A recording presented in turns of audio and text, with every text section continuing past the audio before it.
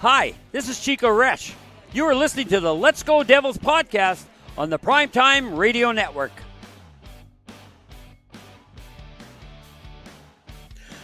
Happy Devils Monday! Welcome to Game Day Live Matinee Edition, brought to you by the Let's Go Devils Podcast Network, joinourcrew.com, and Crew Brew.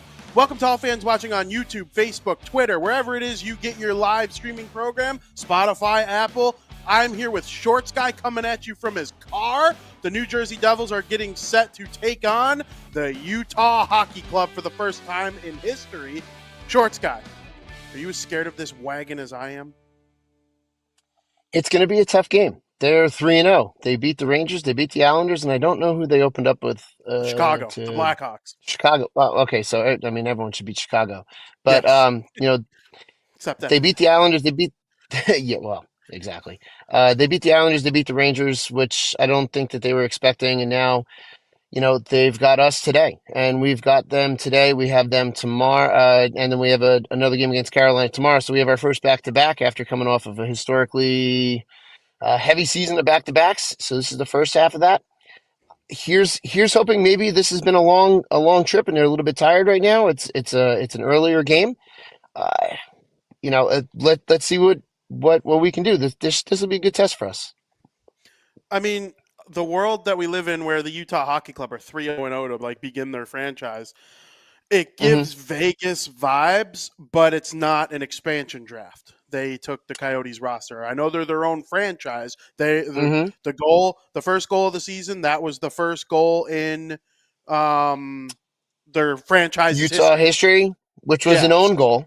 Yeah. The first ever goal was an own goal. Yeah. Which is funny, but it is funny. It kind of makes you've got to feel for the Arizona supporters because this is basically their team, a couple states north, and they're 3-0 to start their season. It kind of sucks.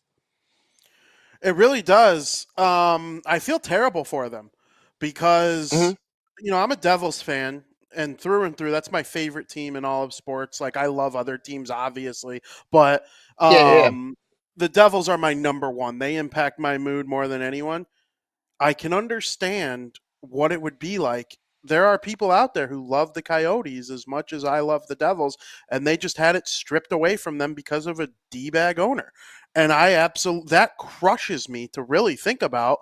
And as a hockey fanatic, first and foremost, it's devastating. And now they're in Utah. And listen, Utah's doing it all right. Ryan Smith is a genius. Yeah. He bought the team. They have a nice facility. The arena looks bumping. I know they got to make some minor adjustments to the seating in there to make it a little more multi-purpose. I know it's designed for basketball, first and foremost. That will change because everything Ryan Smith has said so far about his plans with helping the team, he's lived up to so far. I believe him when he says that the seating's going to get, taken care of in order to make it good for hockey as well. But when they come in, you look at the way Gunther is playing for Arizona and Clayton Keller named captain. It kind of reminds me of the Devils a couple years ago when they first started to burst onto the scene and be known as this elite team. We know what happened last year, goaltending, injuries, whatever. That can happen to anyone. But overall, this Utah team, they remind me of the Devils 2 or 3 years ago, or even the Devils now in a lot of ways. Just this young, up-and-coming team, and people should be expecting Utah to succeed this season, and this game will be no slouch for New Jersey. Yeah, no, it'll be a tough one. It'll be a great test, and I'd rather see these tougher teams early. And who would have expected calling Utah a tough team at the beginning of the season? But I'd rather these tough tests now, get them out of the way, see what you have to improve instead of playing the Buffaloes of the league. Beating them, both games, even though the second game felt a lot tighter than it really was, and just to see where we're really going, what our actual ability level is, and. Let's not forget the Devils are still gelling as a team. They're still brand new. So we still got a lot of work to do, but it'll be a good test. And this is one of those games where it's the players know coming in that these guys are 3-0. They're riding high. That's one of those things you want to stop this team. You want to be like, yeah, well, hey, that was a nice 3-0 streak you had until you played us. So it'll be interesting, but it also brings up the other conversation with the back-to-back. We're playing at 1:00 today, 7:00 tomorrow night. That's a quick turnaround for this Devils team. That is a quick turnaround for this Devils team. And tomorrow, I mean, we'll get to it in Game Day Live tomorrow, obviously, but that Hurricanes team will only be playing their second game of the season. The Devils will be playing their sixth. Mm-hmm. So it's Yeah. a huge disparity, one of those weird schedule quirks. Obviously, by December, both teams will have the same number of games played, but, or within one or two, whatever. But, yeah, the Utah Hockey Club, you said it. You were 3-0 until you played us. That would be nice for them to say. Yes. They beat the Rangers. They scored 6 goals on Igor Shesterkin, 5 in regulation, 1 Good. in overtime. It was a great game for them. Obviously, yeah, you say good. Like, we loved seeing it. It was incredible to watch. Now we got to kind of stop them a little bit. Jack Hughes, 0 goals, 2 assists through 5 games. The depth has largely carried this team to their 3-1-0 record. I remember there was a year where Taylor Hall kind of had like a slow start and he ended up winning the MVP. I think it was a matinee game. It might have even been on the Columbus Day that year where he kind of like burst onto the scene, scored a couple goals, and then boom, MVP season off from there. You expecting to see a big game from Mr. Jackie Boy today? I would love to see him have a big game. And I brought up that that stat that you brought up about Taylor Hall on the Big Show last night. So we'll see. I would love to see that. I would love to see him break out. I mean, not only for the Devils, but for me, for fantasy, I would love to see him break out and to do well. So, but he needs to eventually do it. The depth scoring is only going to go so far. We need our Jack Hughes, Nico Hischers, Timo Myers to pick up the scoring like they're paid to do, and then we'll get the Paul Cotters of the team to give us that reassurance. Absolutely. The way that Stefan Nason, Paul Cotter, and Eric Halla have kind of formed this third line that is a force to be reckoned with. If that line, listen, I'm not expecting Paul Cotter to lead the Devils in goals. He's on pace for what, 55, 60 80. goals right now? Something stupid. Or is it, something stupid. Yeah. It's not going to, like, could he score 25 as a third line? Absolutely. I wouldn't shock me at all. I'll take it. Yeah. Because it's really, from this point on, it's not even like that crazy of a pace. Because he's got 4 in the bank already. He needs 20 more in the next 6 months. Like, that's absolutely possible. But absolutely. if that third line can just keep humming along and being hard to play against, and the top 6 does pick it up the way that we know that they will, Jack Hughes, Nico Hischier picked up an assist. He's actually doing okay offensively so far, and Jack Hughes, we know he's the catalyst on this team. It hasn't been for a lack of chances or looking terrible. He's made a couple passes into traffic where I'm like, dude, you don't need to do that every single time. Like, you could attempt that here and there, and it'll work for you sometimes because you're Jack Hughes and you're sick, and you were the number 1 overall pick for a reason. But every now and then on the power play, it's just like, get the puck to the net. You're a good player. You know how to snipe it. Simple hockey. Exactly. And I think it's coming for Hughes because I think once that one goes in, the 40-goal season that we saw him have 2 years ago is right back on track. And no better time to do it than against this Utah team that's off to a hot start. They know they're going to lose eventually. That's going to be in the back of their minds. I know it would be for me. Like, how long do we keep this going? So, yeah, I want to see the depth continue, and I want to see the scorers start to come. Then it'll be an overall complete team. Yeah. Well, once the scorers start, then it'll be overall. And then, we're still solidifying our defensive core, too. Like, we're still getting all that together. It's an improved defensive core, but we're still solidifying it. And it'll all come together, and I'm not worried. Jack will start scoring again, and, everything will come together. It's just a matter of how quickly Sheldon Keefe can do that. But yeah, like, why not start with stuff like that today against a team that's coming in undefeated? And I don't know if the players on Utah are definitely going, oh man, how long can we keep this up? It's more like let's just keep going with this until it ends. Let's just keep playing the way we're doing. That's fun hockey.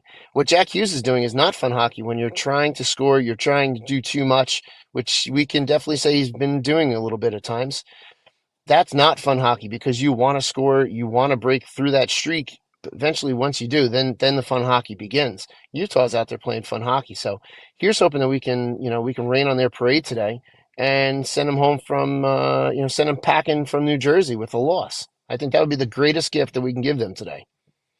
It really, really would. I like the way Nico Hischier creates offense. Like, It's not going to be Hmm. 100 points a season. He might have that 1 year where he has 100, 105 points. It wouldn't shock, like kind of like how Ryan Nugent-Hopkins in year 12 of his career had like that 100-point year, Yeah, and then the rest have been like a solid 85 to 90-point seasons every other year. Other just than that, consistent, just just consistent. consistent all the time. And he took that huge hit from Ovechkin to set up the Mercer empty net goal, and he got an Hmm. assist on it. So it's just like whatever you have to do to help the team win, that guy is the head honcho of it. And I think some of that is going to be needed against this 3-0 Utah team today. Yeah, I think so. They're going to have to really step it up, and I think if we looked at the schedule, just a month ago, maybe right before the games in Prague, as more recently as that, we would have said, "Oh man, Utah day game on a Monday should be a pretty easy game," and then Utah does what it's done.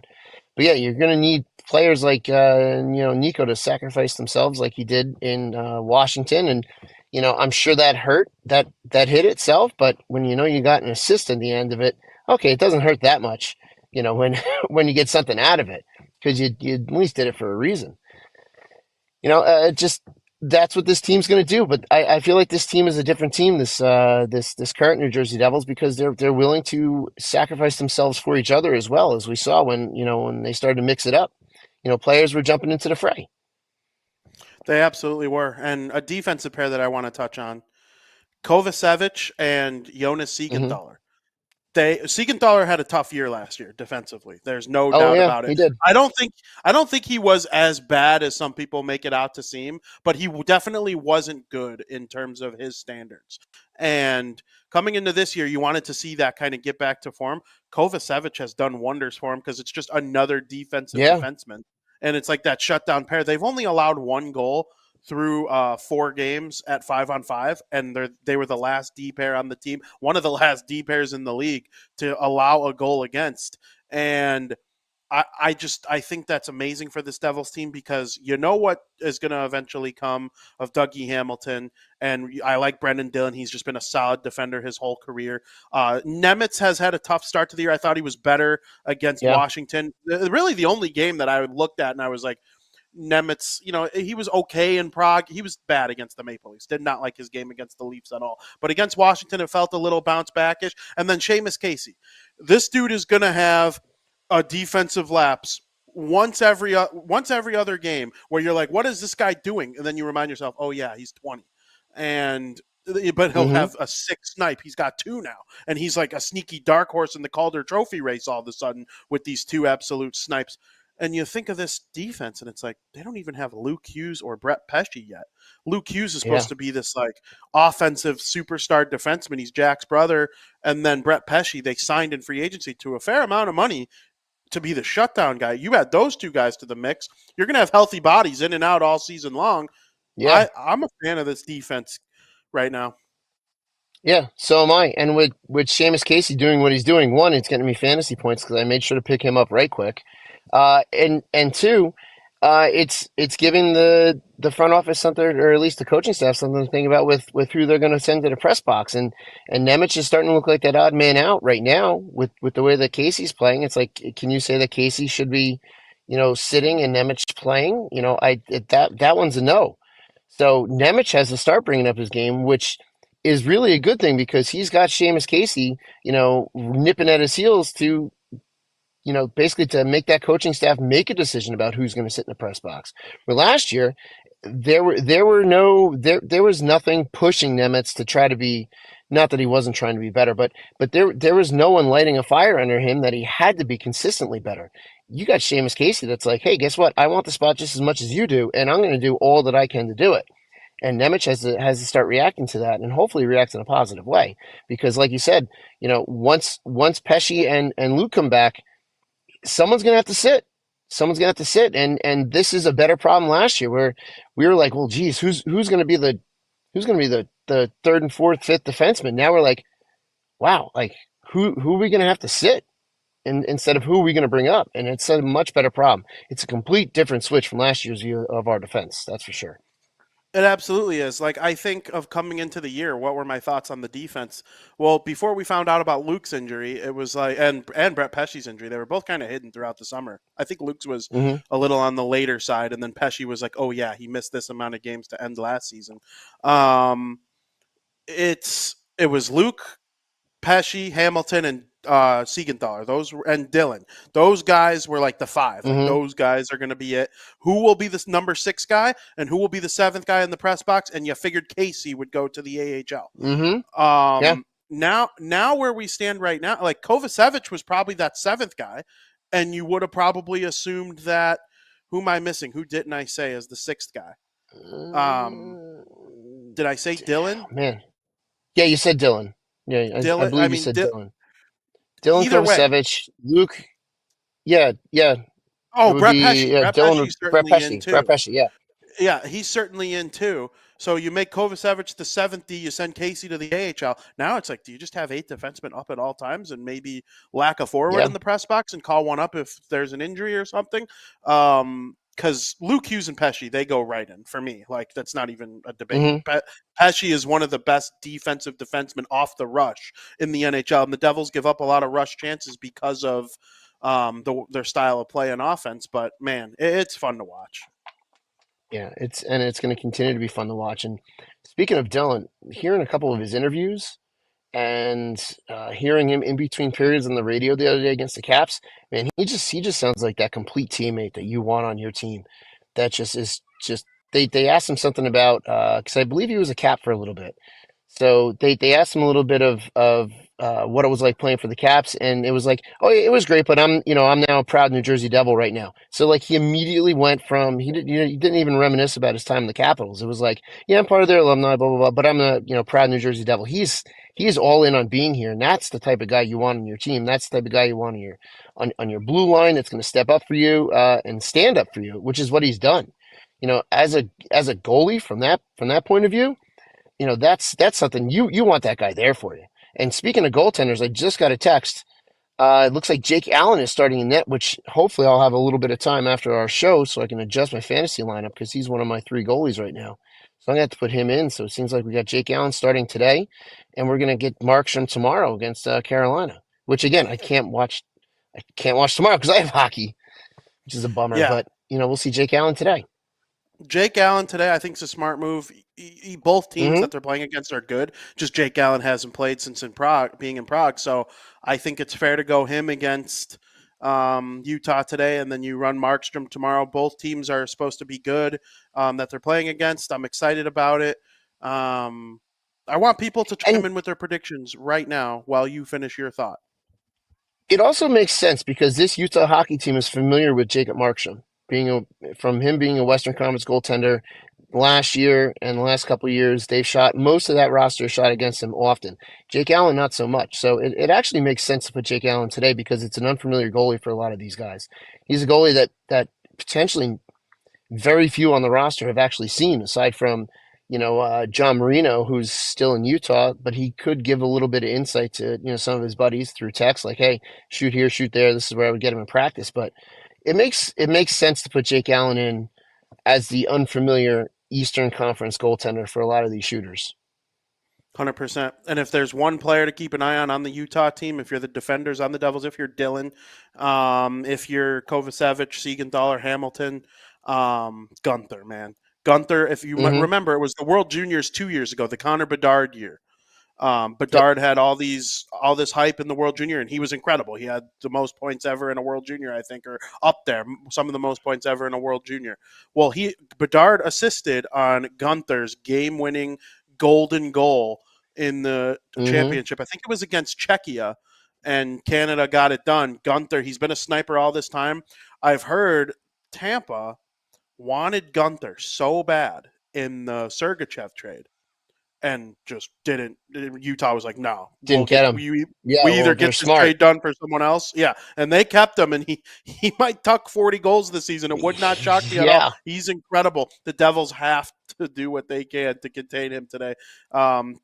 If they kept him to 1 goal today, I think I'd be like thrilled. You have a chance to win if you Yeah. hold him to 1 goal today. It's a good But test. It's a good test it is today. a good test. It really, really is. They have talent all over the place. That they really, really, if they want to have a chance to win, they got to shut it down or at least contain some of these guys. Mhm. Keller too. We were running out of time.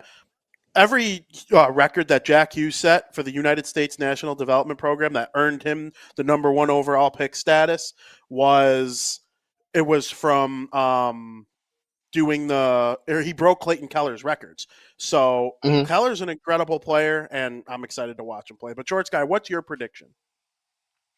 So this is basically the same team that we saw the Devils lose to, what it was, 5-something out there in Arizona last year when we took the podcast on the road. So and this is a team that's playing well. This is also a newly improved Devils team that is vastly different from that team that played out in Arizona that we saw. But I'm still going to go with the Devils are going to win this game today. I think it's going to be a pretty decent score of 5-4 New Jersey Devils, maybe 6-4 with the empty net at the end. But I'll definitely say a 5-4 victory for our New Jersey Devils. Absolutely love that. I am going to read some of these from the chat, and then I have a very similar prediction. Ramona Rice says 5-2 Devils. Joey B says 6-5 Devils in overtime. JP says 4-2 Devils. Shane says 6-3 Devils. Ramona, I read it. I'm sorry. Mike says 5-4 Devils in overtime. Brooke Amanda Okay, says I'll take it. 5-4 Devils. Let's see. Selecta says 4-3 Devils. JP Gunther 5 goals. Like on the season. I thought you meant in this game. I'm like, please no. I was no. Yeah, please no, wrong. Max says 4-3 Devils. Ted says beat hockey club. Love that. And on Twitter it says hockey club at Devils. Yeah. DJ Entelman says 4-3 overtime Devils. Joey reminds everyone to take the over in the Devils game versus Utah. Actually, I could see smart that. move. I could Smart absolutely move. see that. I mean, 11 goals were scored when Igor was one of the 2 goalies. So, Yeah. Brian says 6-4 Devils. Time for Jack to break out. Definitely thinking a high-scoring game. I love that. I'm with you. I am going to take the Devils to win the game by a score of 6-3. 6-3 Okay. is where I'm going. And the great Sam Wu wants us to point out that he was right last game. He predicted 5-3 Devils, and they ended up winning the game 5-3, thanks to Mr. Dawson Mercer's empty net goal. So congratulations to Sam. I hope you are right Well today done, Sam. with your prediction of 7-2. Sam Wu thinks is going to happen today. The Devils are going to win 7-2, according to Sam. So hopefully they're able to get that done. Shorts Guy, it's been a pleasure doing this show with you today. As Is there anything always, you want to get off your chest before we head on out of here? No, just let's the Devils have a good game and let's stop their streak. Absolutely. Stop that streak. I hope everybody enjoyed today's show. We will be back with you tomorrow as the Devils will take on the Carolina Hurricanes. After the game, Devils After Dark, they will discuss the game that was against the Utah Hockey Club. Hopefully, it is the Devils' 4th win of the season and Utah's first loss of the season. For Shorts Guy, my name is Vinnie Parise. Devils After Dark, after the game, as always. Oh, I'm being told to remind everyone, it's after dark. So be ready for some after dark. Wink, wink for New Jersey Devils. And sign up at joinourcrew.com, and maybe you can get some updates on when these podcasts are going to go live, just like the other night. If you have joinourcrew.com, if you're signed up for it, you heard all about what happened. It's an incredible website to be signed up for and get the updates on the shows at all times. Sam Wu does a great job, so make sure you go support him. I can't promise he keeps his shirt on the whole time tonight. But as always, let's go Devils.